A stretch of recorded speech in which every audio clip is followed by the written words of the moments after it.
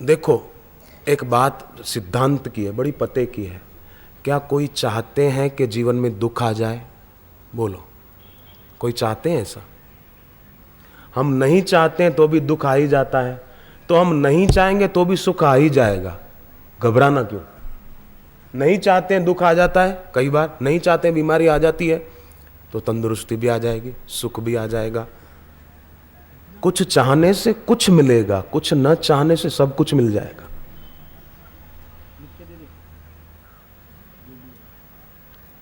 महात्मा गए किसी गृहस्थ के यहाँ भिक्षा मांगने को कि कुछ मिल जाए खाने को, तो देखा कि एक बच्चा आंगन में खेल रहा था। महात्मा की नज़र पड़ी, खेलते खेलते बच्चा क्या कर रहा है, परछाई जो उसकी पड़ रही थी तो परछाई को पकड़ने के लिए दौड़ रहा था आगे आगे। छोटा बच्चा था, घुटनों के बल बच्चा कैसे रेंगता जमीन पर, तो वो परछाई पर बार बार हाथ मार रहा था। तो परछाई आगे आगे और वो पीछे पीछे। बच्चा थक गया और रोने बैठ गया। पकड़ना चाहता था परछाई को, अब पकड़ नहीं पा रहा था, रोया। तो महात्मा ने क्या किया, बच्चे के पास गए, बच्चे का हाथ पकड़ के उसके सिर पे रख दिया। बच्चे का हाथ पकड़ा, उसके सिर पे रख दिया, तो परछाई पकड़ में आ गई कि नहीं आ गई? बच्चे को देखा, देख देख पकड़ लिया तूने परछाई को। बच्चा खुश हो गया, हाँ पकड़ लिया पकड़ लिया पकड़ लिया। तो अपने सिर पे हाथ रख दें। साधक संसारी जब तक होता है ना, साधक नहीं होता तब तक बाहर परछाई को ही पकड़ता रहता है। पर गुरु दिखा देते हैं, बेटे बाहर है ही नहीं, है तो इधर ही है, जरा इधर अपने पर हाथ रख देना, जरा अपने को देख ले कि सुख का स्रोत तो मेरे पास ही है, मैं ही बाहर सुख को देख रहा था। तो लक्ष्मण जी जैसे 14 साल तक जगे थे, हैं, राम जी की सेवा में 14 साल तक सोए नहीं थे, तो हम भी 14 साल तक जागे। 14 साल तक जागे माना हमारे पास जो 14 करण हैं, 5 कर्मेंद्रियां, 5 ज्ञानेंद्रियां, ये 10 बहिर्करण हैं। मन बुद्धि चित्त अहंकार ये अंतःकरण है। तो 14 करण है हमारे पास। हमारे जो ये 14 करण है, इनकी दोस्ती दुर्योधन से न हो, बस इसका नाम है जागना, है ना।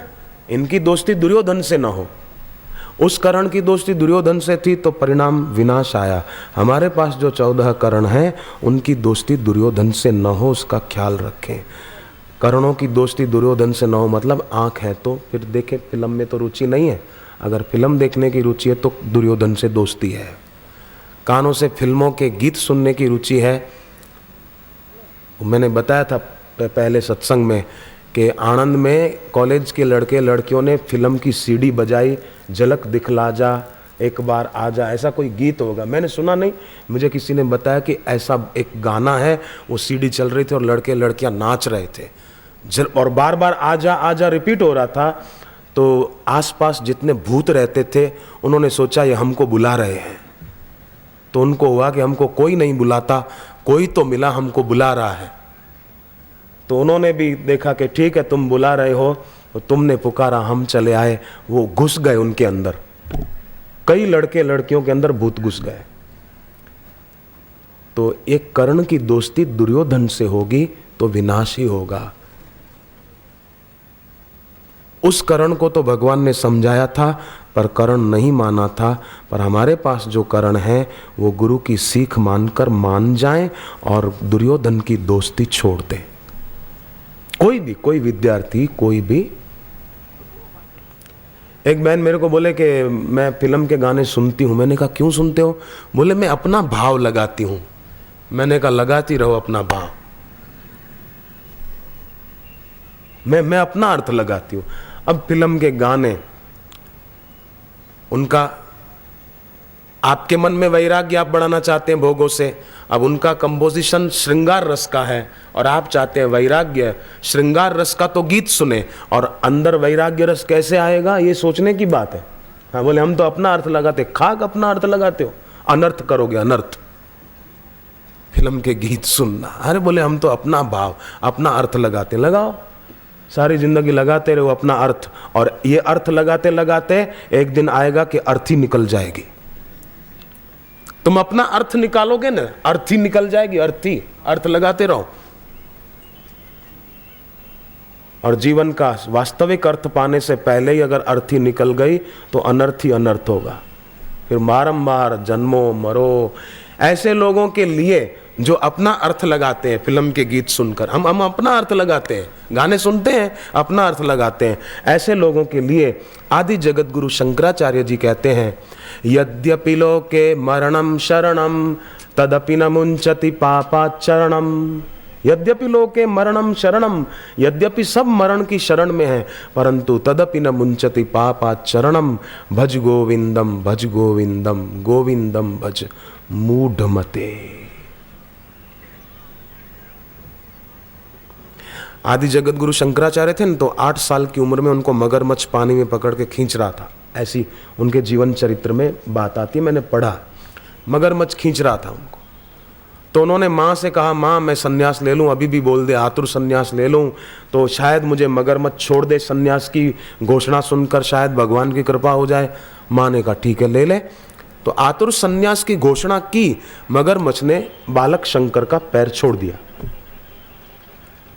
फिर उसके बाद वो सन्यास की दीक्षा ले लिए। अब ये कथा संकेत देती है कि सन्यास माना केवल वेश नहीं तो कई सन्यासी द्वेष लेकर घूमते हैं। वेश सन्यास का, पर द्वेष नहीं छोड़ते। भिखारी तो इस दुनिया से खाली हाथ मरते हैं। कई कहलाने वाले राजा लोग भी भिखारी की तरह खाली हाथ मरते हैं, और कहलाने वाले कई साधु संत भी खाली हाथ ही मर जाते हैं। क्योंकि सन्यास की सही व्याख्या जो गीता में की है, सन्यासी कौन? यो न द्वेष्टि, जिसका किसी से द्वेष नहीं वो सन्यासी है। जो किसी चीज की इच्छा नहीं करता वो सन्यासी है। प्रारब्ध वेग से मिल जाए तो वाह वाह, न मिले तो जय सिया राम। एक महात्मा को किसी ने पूछा, महाराज जी आप खाते कहाँ हैं? बोले जो भिक्षा में मिल जाता है खा लेते हैं भाई। वृद्ध महात्मा थे, तो बोले महाराज पर भिक्षा में कभी कुछ न मिले तो क्या खाते हैं? बोले तब हम भूख को ही पा लेते हैं। जयराम जी की। बोले कुछ मिलता है तो खा लेते हैं, सब्जी रोटी दाल चावल कुछ मिल गया तो खा लेते हैं, और कुछ ना मिले तो भूख को ही पा लेते हैं, भूख को ही खा लेते हैं। कोई बात नहीं भाई, आज भूख को ही पालो, कैसी बात है। और लोग तो खाली बाहर से सन्यास की दीक्षा ले ले कोई, पर भीतर में द्वेष और आकांक्षा है तो भगवान कहते हैं वो सन्यास वास्तविक सन्यास नहीं है।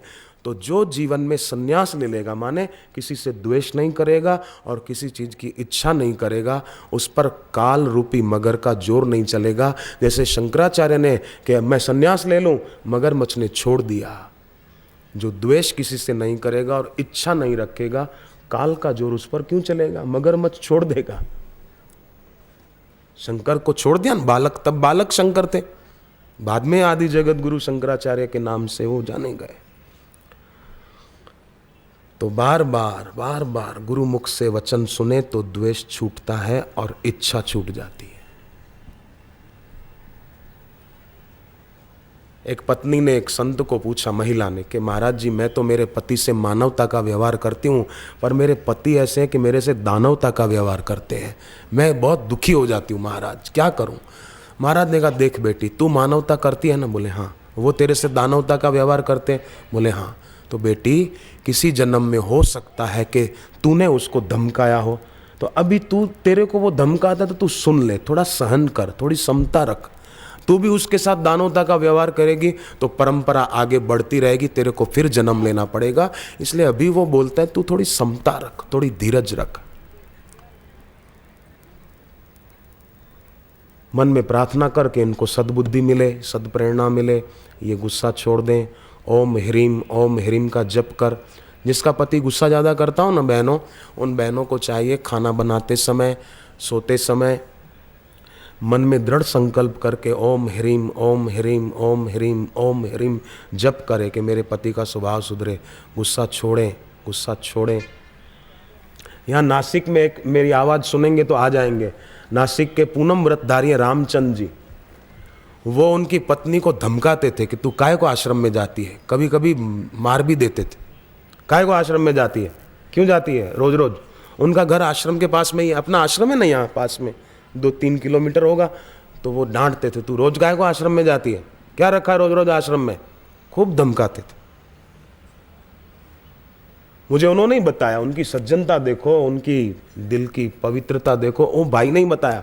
बोले मैं मेरी पत्नी को धमकाता था, हाथ भी उठा देता था, परंतु बोले एक बार जब मैंने शिवरात्रि पर बापूजी का सत्संग सुना, 4 दिन, आखिरी दिन दीक्षा ले ली, उसके बाद तो मैंने उसको कुछ बोलना धमकाना छोड़ दिया। अब वो जो पत्नी को डांटते थे वो भाई तो पूनम व्रतधारी हो गए। हर पूनम को बापू के दर्शन लेके फिर प्रसाद खाते हैं, रोटी खाते हैं। वो यहाँ सुन रहे होंगे, अभी समिति में सेवा में कहीं लगे हुए होंगे। मेरी आवाज़ अगर उनको सुनाई दे रही हो बाहर कहीं सेवा में तो आगे आ जाना। इसलिए बहनों को, किसी भी बहन को निराश होने की ज़रूरत नहीं है। उस भाई साहब को देखो कैसा धमकाते थे अपनी पत्नी को, और अब खुद पूनम व्रतधारी हो गए। अब उनको पूछो क्यों, पहले तो आप रोकते टोकते थे, अब आप खुद ही पूनम व्रतधारी हो गए। ऐसे एक सरस्वती बहन देहरादून में मुझे मिली थी, लुधियाना में थी, देहरादून की रहने वाली। लुधियाना आश्रम में शिविर थी तो आई थी। उसने मुझे निशान दिखाया, हाथ में टांके थे, कितने सारे टांके थे। मैंने कहा ये कैसे? बोले मेरे पति ने चाकू मारा था इधर। बोले तू माला काहे को करती है रोज? तेरी शादी मेरे से हुई है कि माला से हुई है? ऐसा आदमी खतरनाक। पत्नी को क्या बिगाड़ा बेचारी ने, वो माला ही तो करती, चाकू मार दी। पर बोले अब पति का स्वभाव ऐसा है कि शिविर होती है ना तो वो खुद बोलते सामान तैयार करो, अपने को शिविर में चलना है। अब वो खुद मेरे को लेकर आते। मैंने हिम्मत नहीं हारी, मैंने मेरे पति के प्रति मन में दुर्भाव नहीं रखा। मेरे पति है ना, कैसे भी है। भागवत में कथा आती है कि जब इंद्र देवता दैत्यों से पराजित होकर अपनी माँ अदिति के पास गए कि माँ हमारे पर दैत्यों ने आक्रमण कर दिया, हम बड़े दुखी हैं, तो माँ ने कहा बेटे चिंता मत करो, मैं ध्यान करती हूँ ईश्वर का और ईश्वर कुछ उपाय बताएंगे। देखो कैसी माँ दुखी नहीं हुई। गुरु के द्वारा जाने हुए का प्रभाव अपने जीवन में इसलिए नहीं पड़ता है, खास कारण गुरु से जो हम सुनते हैं ना, जो जानते हैं, उसका प्रभाव हमारे जीवन पर नहीं पड़ता। उसका एक मुख्य कारण ये है कि भोग की प्रवृत्ति में सुख लगता है और परिणाम में जो दुख है उस पर नजर नहीं है। ध्यान दें फिर से, भोग की प्रवृत्ति में सुख दिखता है कि ये काम करेंगे तो मजा आएगा, परंतु उसके परिणाम में दुख और शक्तिहीनता है, उस पर ध्यान नहीं देते। सुखद क्रिया पर दृष्टि है पर दुखद परिणाम पर दृष्टि नहीं है। इसीलिए गुरु के द्वारा जाने हुए का प्रभाव नहीं पड़ता है।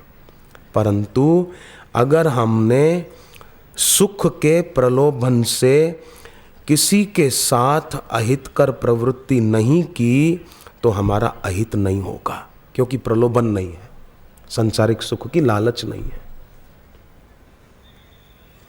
सद्भाव है कि पति का भी भला हो, पत्नी का भी भला हो, बेटे भी सुखी हो, बेटी को भी भक्ति मिले तो अच्छा रहेगा। बेटे बेटी की परीक्षा हो ना तो उनको डराओ मत, परीक्षा है, पढ़ती नहीं तो ध्यान नहीं देती, परीक्षा निकट आ रही है, फेल हो जाएगी, ऐसा मत बोलो कि बेटे परीक्षा निकट आ रही है, तुम पक्का रखना कि तुम्हारा रिजल्ट बढ़िया आएगा, फर्स्ट डिवीज़न तुम लाओगे। तुम जरा भी नहीं डरना बेटे, तुमको फेल करने वाली दुनिया की कोई शक्ति नहीं है, क्योंकि तुमको बापू का आशीर्वाद है, सारस्वत मंत्र है, तुम कभी फेल हो ही नहीं सकते। तुम देखना फर्स्ट आओगे, फर्स्ट। ऐसा करके उसकी हिम्मत बढ़ाओ कि बेटे चलो परीक्षाएं है ना, तुम रात को 4-5 बादाम पानी में भिगो के रखो, सुबह चबा चबा के खाओ मिश्री और सौंफ मिलाकर, और फिर दूध पियो। ऐसा मजबूत बन के जाओ और मजबूत बन के आओ, रिजल्ट भी बढ़िया आएगा, पेपर अच्छा जाएगा। तो जीभ तालू में लगा के पढ़ो, ईशान कोण के तरफ मुंह करके पढ़ो। पेपर देते समय भी बेटे जीभ तालू में लगाए रखना, पेपर बढ़िया जाएगा। ऐसा उनको सिखा दो। विद्यार्थियों को आपने बेटे बेटियों को सिखाओ, अभी परीक्षाएं आ रही हैं बच्चों की, उनको बताना कि बेटे विद्यार्थी वही सफल होता है जो टेंशन रखकर नहीं पढ़ता, अपितु निश्चिंत होकर पढ़ता है। ये बच्चों को बताना, खास बेटे बेटियों को, पोते पोतियों को बताना कि बेटे विद्यार्थी वही सफल होता है जो निश्चिंत होकर पढ़ता है और पेपर देते समय निर्भीक होकर लिखता है। डर कर ना लिखे ये सही है कि गलत है, अरे नहीं सही है, तो अंदर से सही आएगा, उत्तर सही आएगा। और बढ़िया सूझबूझ बढ़ेगी और अच्छा पेपर देके आएंगे। विद्यार्थी वही सफल होता है जो निश्चिंत होकर पढ़ता है और निर्भीक होकर लिखता है, सफल हो जाता है।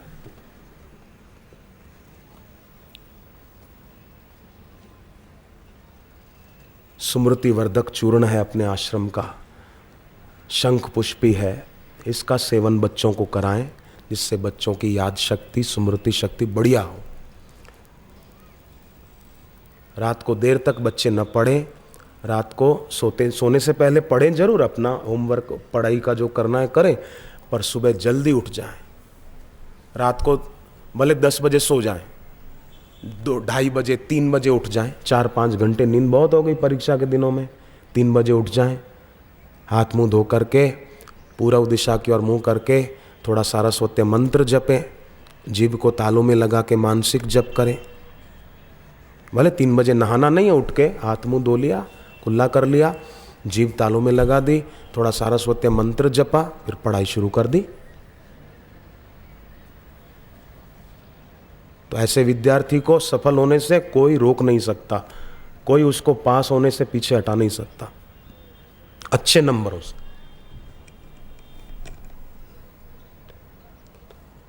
एक लड़का कमर पे रस्सी बांध रहा था, माँ ने पूछा ये क्या कर रहे हो? बोले परीक्षा निकट आ रही है, शिक्षक बोले हैं कि कमर कस के तैयारी करो, इसलिए रस्सी बांध रहा हूं, कमर कस रहा हूं। ये तैयारी है जो पहले सुनी, वो कमर कस के तैयारी करना है। तो विद्यार्थियों की हिम्मत बढ़ाना, बच्चे बच्चियों की, ताकि उनका रिजल्ट बढ़िया आए। बेटे बेटी को प्यार भरा अनुशासन देने से बेटे बेटी सचमुच महान बनते हैं, ये मैंने देखा है।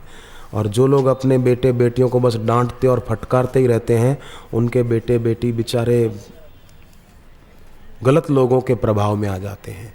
इसलिए आपके बेटे को बेटी को प्यार भरा अनुशासन दो, प्यार भरा। मैंने ऐसे कई साधक भाइयों को, बहनों को देखा है जो अपने बच्चों को प्यार भरा अनुशासन देते हैं, तो उनके बच्चे बड़े सफल, स्वस्थ और सुखी भी हैं। आउटलाइन पर नहीं है उनके बच्चे, क्योंकि बच्चों को उचित प्यार देते हैं, उचित मार्गदर्शन देते हैं, तो बच्चे भटकेंगे नहीं। बच्चों को खूब संभालो, उनको आप प्यार दोगे तो वो आपका कहा मानेंगे। अनुशासन जरूर दो, पर अनुशासन डांट फटकार वाला नहीं तो फिर आप बच्चों को डांटते ही रहेंगे ना, तो बच्चे आपसे झूठ बोलने में पीछे नहीं हटेंगे, बात बात में झूठ बोलेंगे। सबको प्यार की प्यास है, सबको प्रेम की प्यास है। डांट फटकार किसी को पसंद नहीं है। आप खुद सोचो, आपको कोई डांटे फटकारे, क्या हमको पसंद है? नहीं पसंद है ना। तो जो हमको पसंद नहीं है वो हम दूसरों के साथ क्यों करें? और बोले हम नहीं करते, कोई करता है, कोई करता तो उसका कर्म उसके साथ है, हमारा हमारे साथ है। भागवत में ये बात आती है कि हमारा शरीर 5 भूतों का बना है, पृथ्वी, जल, तेज, वायु, आकाश। तो पृथ्वी का गुण है सहनशीलता, जल का गुण है शीतलता, तेज का गुण है अग्नि, आगे बढ़ना, गति करना, वायु का गुण है असंगता, और आकाश का गुण है व्यापकता। पृथ्वी, जल, तेज, वायु, आकाश 5 तत्वों का शरीर है, और 5 तत्व हम रोज लेते हैं। रोटी खाते हैं, वो पृथ्वी तत्व का हिस्सा। जल पीते हैं, तेज सूर्य का प्रकाश आदि, उससे हमारा शरीर पुष्ट होता है। वायु ऑक्सीजन लेते हैं, आकाश हमारे शरीर में भी है, तभी तो नाड़ियों में खून घूम रहा है ना, रुधिराभिसरण तंत्र भी काम कर रहा है। तो 5 तत्वों का शरीर है, 5 तत्व हम रोज ग्रहण करते हैं, परंतु 5 तत्वों के जो 5 गुण हैं वो ग्रहण नहीं करते लोग, उस कारण झगड़े बढ़ते हैं। तो पृथ्वी का गुण है सहनशीलता, जल का गुण है शीतलता, तेज का गुण है आगे बढ़ना, गति करना, वायु का गुण है असंगता। हवा चलती है तो दिखती थोड़ी है, ऐसे ही हम भी रहें, पर कहीं चिपके नहीं, कहीं अटके नहीं। ऐसा नहीं कि ध्यान करने बैठे और कोई व्यक्ति का चेहरा आंखों के सामने आए, गुरुदेव का ही आए, ऐसा पक्का करें। और उसके लिए क्या करना होगा? बड़ा सरल उपाय है। तुलसीदास जी विनय पत्रिका में बताते हैं कि जैसे प्रतिपदा पक्ष का पहला दिन होता है ना, कृष्ण पक्ष शुक्ल पक्ष, पक्ष का पहला दिन प्रतिपदा, उसी प्रकार सब साधनों में प्रथम साधन, कल्याणकारी साधन बोले प्रेम है। अपने इष्ट के लिए, गुरु के लिए प्रेम। द्वितीया के समान दूसरा साधन है द्वैत बुद्धि को छोड़ देना। तृतीया के समान तीसरा साधन है कि मन वचन और कर्म से अपने गुरु की सेवा करना और निश्चिंत निर्भीक और स्वाधीन जीवन जीना, स्वाधीन। चतुर्थी के समान चौथा साधन है कि अपने अंतःकरण चतुष्ट को शुद्ध करना, मन को भी शुद्ध, बुद्धि को भी शुद्ध, चित्त को भी शुद्ध और अहंकार को भी शुद्ध। तामसी अहंकार नहीं, पर सुतीक्ष्ण जी की तरह कि मैं तो मेरे गुरु का, मेरे इष्ट का भक्त हूँ, मेरे गुरु समर्थ हैं तो मैं असमर्थ नहीं रहूँगा। पंचमी तिथि के समान पांचवा साधन है कि शब्द आदि जो 5 विषय हैं उसका त्याग हो। एकदम न छूट पाए तो अंदर ठान ले कि मुझे इसका त्याग करना है। षष्ठी तिथि के समान छठा साधन है 6 विकारों को जीतना है। सप्तमी तिथि के समान 7वां साधन है कि जैसे सप्तपदी होती है, 7 फेरे फिरते हैं पति पत्नी शादी के समय, ऐसी अपनी शरणागति पक्की कर लें कि अब तो हम भगवान के गुरु के हो गए, अब ये जीवन भोग के लिए नहीं, भक्ति के लिए है। 7 धातुओं से मेरा शरीर बना है, 7 धातुओं से बने हुए शरीर में आसक्ति न करके हम इस सप्त धातुओं से बने हुए शरीर के द्वारा सेवा कार्य करते रहेंगे। 7 धातुओं ने रक्त, मांस, मेद, मज्जा, अस्थि, वीर्य आदि, ये 7 धातु हैं। इन 7 धातुओं से शरीर बना है, तो अब इसमें आसक्ति नहीं करेंगे। अष्टमी के समान 8वां साधन है कि 8 प्रकार का क्रियाजन्य सुख होता है, हमारी उसमें आसक्ति नहीं होगी। क्रियाजन्य सुख 8 प्रकार का, वो अभी विस्तार का समय नहीं है। नवमी के समान 9वां साधन है कि 9 प्रकार की भक्ति हम अपने जीवन में जरूर लाएंगे। पहली भक्ति, नवदा भक्ति में 2 बार भगवान ने संत को महत्व दिया है, और नवदा भक्ति में 7वीं भक्ति में राम जी ने यहाँ तक कहा, मोते अधिक संत करी लेखा, मेरे से अधिक मेरे प्यारे संत को देखे, क्योंकि वही संत भगवान में लोगों को लगाते हैं। प्रथम भक्ति संतन कर संगा, दूसर रति मम कथा प्रसंगा, गुरुपद पंकज सेवा, तीसरी भक्ति अमान, चौथी भक्ति मम गुण गान, करहि कपट तजी गान, मंत्र जाप मम दृढ़ विश्वासा, पंचम भजन सो वेद प्रकाशा, छठ दम शील बिरति बहु कर्मा, निरत निरंतर सज्जन धर्मा, सातम सम मोहि मैं जग देखा, मोते अधिक संत करी लेखा, आठम यथा लाभ संतोषा, स्वप्ने नहीं देखत पर दोषा, नवम सरल सम सन छल हीना, मम भरोस ही हर्ष न दीना। उसके भरोसे हम जीवन जिएंगे, न हर्ष करेंगे न शोक करेंगे, आनंद में रहेंगे, आनंद अपने में रहेगा। तो 9वीं तिथि के समान 9वां साधन के नवदा भक्ति। तो जैसे करदम ऋषि और देवहूति ने शादी की और उनके गृहस्थ जीवन में 9 बेटियां हुई, 9 बेटियां। कई लोग बोलते हैं छोटा परिवार सुखी परिवार, पर नासिक में एक परिवार है, यहाँ सेवा में भी हैं वो लोग, उनके 7 बेटियां और 1 बेटा, 8 संतान। 7 बेटियां, बहने ध्यान दो जरा। आजकल तो गृहस्थ जीवन में जीते ना, वो बोले 2 बेटी हो गई, अरे 2 बेटी हो गई, अब तीसरी बेटी नहीं, नहीं नहीं नहीं नहीं, वो 7 बेटियां हैं, 7 बेटियां, और 7 बेटियां सुखी संपन्न घरों में ब्याही गई हैं। उनमें से एक के घर मैं ठहरा हुआ हूं। 7 बेटियां, यहां अगर उनमें से कोई बेटी बैठी हो तो बहन खड़ी हो जाए, तो यहां बैठी है, अभी सेवा में होंगे शायद। 7 बहनें सुखी घरों में ब्याही हैं और ऐसी ऐसी सेवा करते हैं, मैं आपको क्या बताऊं। तो ये परिवार 7 बेटियां और 1 बेटा, बड़ा परिवार हुआ कि नहीं हुआ? बड़ा परिवार, सुखी परिवार। छोटे परिवार की इच्छाएं वासनाएं ज्यादा है तो वो सुखी परिवार कैसे होगा? हाँ, सोचने की बात है ये। इसलिए अच्छे लोगों की, भक्तों की संतान तो होनी चाहिए, ताकि अच्छा है, भक्ति बढ़ेगी।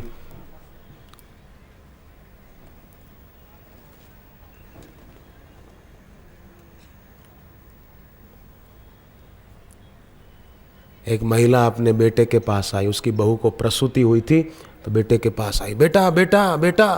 क्या है माँ? बोले इनकम हुई है, इनकम। बोले इनकम हुई मतलब? अरे बोले बहू को प्रसूति हुई, लड़का हुआ है। तो बोले लड़का हुआ ऐसा बोलो ना, इनकम हुई ऐसा क्यों? अरे बोले बड़ा होगा, उसकी शादी करेंगे और इतना सारा दहेज मिलेगा, इसलिए बोलती हूँ इनकम हुई है, इनकम। कैसी सोच है उस बुढ़िया की। 2-3 साल के बाद उसकी बहू को दूसरी प्रसूति हुई, तो वो बोली, चेहरा उतरा हुआ, बोले बेटा अब इनकम पे टैक्स आ गया है।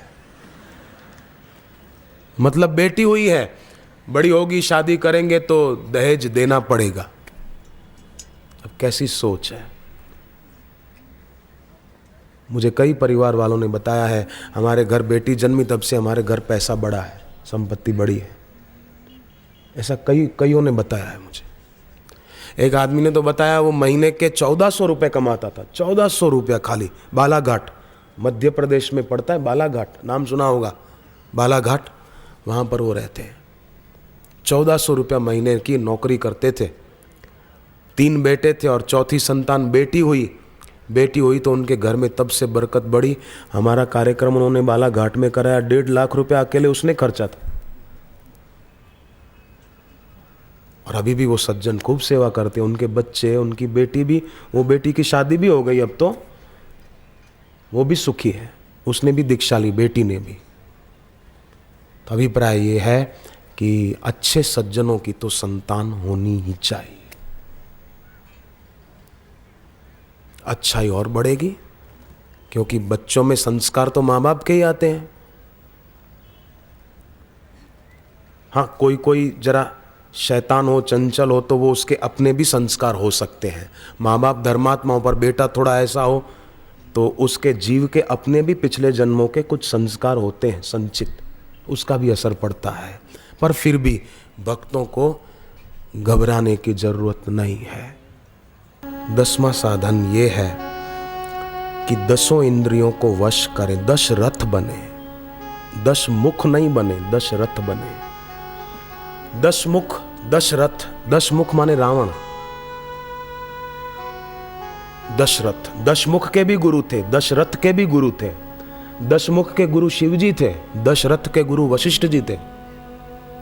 पर 10 मुख अपने गुरु के प्रति दृढ़ भक्ति न होने के कारण 10 इंद्रियों के वश में हो गया। और दशरथ अपने गुरु के प्रति भक्ति होने के कारण, जैसे रथ में घोड़ों पर लगाम डाली हुई होती है, ऐसी प्रकार दशरथ राजा ने 10 इंद्रियों पर लगाम डाल दी। दशरथ, क्योंकि गुरु भक्ति थी, तो 10 इंद्रियों पर जैसे घोड़ों पर लगाम रखे, ऐसे लगाम डाल दी थी दशरथ। एक दिन दशरथ राजा के पास रावण आया और कहा कि मेरे से युद्ध करो, देखे तुम्हारे में दम है कि मेरे में दम है।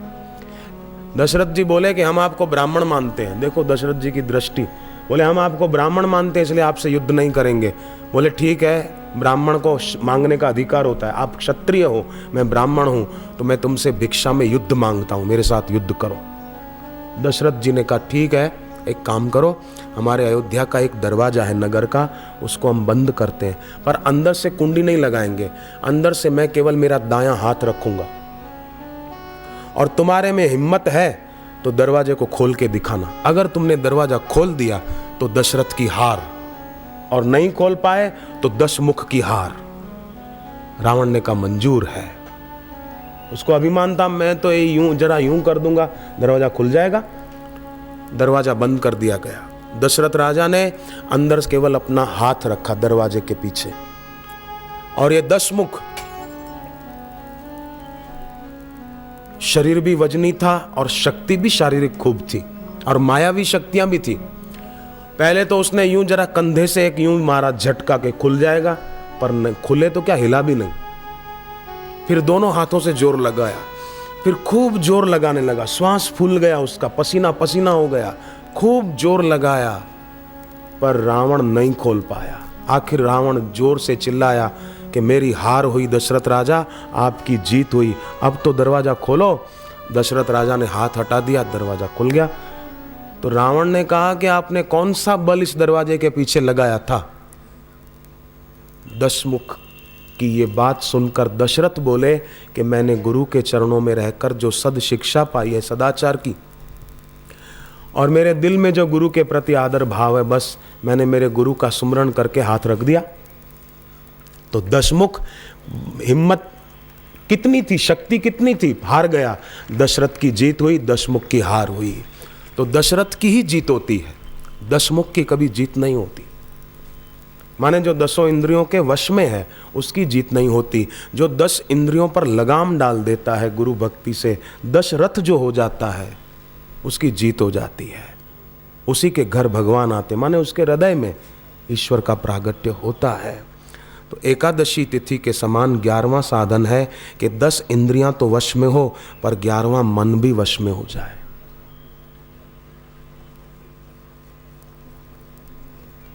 द्वादशी तिथि के समान 12वां साधन है कि द्वादश योग अपने जीवन में अपनाए। द्वादश योग माने वो अपने ऋषि प्रसाद में भी छपा था कुछ साल पहले एक द्वादश योग का विषय, 12 योग बताए थे, बड़े सरल सरल। उसमें आपको पुराने साधकों को याद भी आ जाएगा मैं बोलूं तो। आहार योग, संहार योग, उपाय योग, अपाय योग, निश्चय योग, मनोयोग, ऐसा छपा था। द्वादश योग, 12 प्रकार के योग। आहार योग, खान पान की शुद्धि। तो द्वादशी तिथि के समान 12वां साधन द्वादश योग, उसमें एक आहार योग, संहार योग, माने अपनी आदतों को, बुरी आदतों को उसको निकालना। ये ऋषि प्रसाद में छपा था। त्रयोदशी के समान 13वां साधन है कि रस की अभिव्यक्ति हो। तेरस बोलते हैं ना गुजराती में, तेरस, त्रयोदशी, तेरस तिथि माने रस की अभिव्यक्ति हो जीवन में, शांत रस की अभिव्यक्ति हो। कभी बैठे हो, समय हो, चुपचाप बैठे, अपने में एकांत ला देना, बस। ये 13वां साधन। चतुर्दशी के समान 14वां साधन है कि जैसे हम जो भजन गाते हैं, जो शरण गुरु की आया इहलोक सुखी परलोक सुखी, तो ये इहलोक सुखी परलोक सुखी माना कि 14 लोक हैं, 7 लोक नीचे हैं, 7 लोक ऊपर हैं शास्त्र के अनुसार। बाकी मैं देखने नहीं गया हूँ, मैंने शास्त्र में जो पढ़ा है। 7 लोक नीचे, 7 लोक ऊपर। 7 लोक नीचे के तल, अतल, तलातल, रसातल, महातल और पाताल। 7 लोक नीचे, 7 लोक ऊपर, भूलोक, भुवलोक, जनलोक, महलोक, तपलोक, सत्यलोक आदि। तो इन 14 लोकों में जितने भी सुख भोग के साधन हैं, उनमें सुख दिखता है पर सुख है नहीं। इसलिए मुझे किसी भी सुख में आकर्षित नहीं होना है। मेरी बुद्धि को मोहरूपी दलदल से पार कर देना है। ओम ओम ओम ओम, ऐसा शांत बैठकर दृढ़ता लाएं हम। और चतुर्दशी के बाद फिर पूनम आती, तो अपन यहाँ चतुर्दशी तक ही रहें, क्योंकि पूनम तो फिर गुरु पूनम है, गुरु पूर्णिमा। गुरु के चरणों में रहना है, गुरु से आगे नहीं जाना है कि हम भी गुरु हो गए अब। नहीं बाबा नहीं, बच के रहना। आपने तो सेवक रहना है, राम दुआरे तुम रखवारे। मैं भी क्या करूं, मेरी भी ये सेवा है, इसलिए। बाकी मैं कहता रहता हूं कि मैं आपसे बड़ा नहीं हूं और आप मुझसे छोटे नहीं हैं। ये कहता है, कई लोग मुझे कहते हैं आप भाग्यशाली हो बहुत। हाँ, भाग्यशाली तो हूँ। अभागा होता तो बापू के चरणों में आता कैसे? भाग्यशाली तो हूँ। फिर बोलते हैं कि जैसे आप पर बापू की कृपा है, आप इतना बापू के निकट रहते हैं, हमारे पर भी कृपा हो जाए। तो भाई मेरे पर कृपा है और आप पर नहीं, ऐसी बात ही नहीं है। जिनको भी दीक्षा मिली वो सब बापू के कृपा पात्र हैं। सब, आप, मैं, सभी हम कृपा पात्र हैं।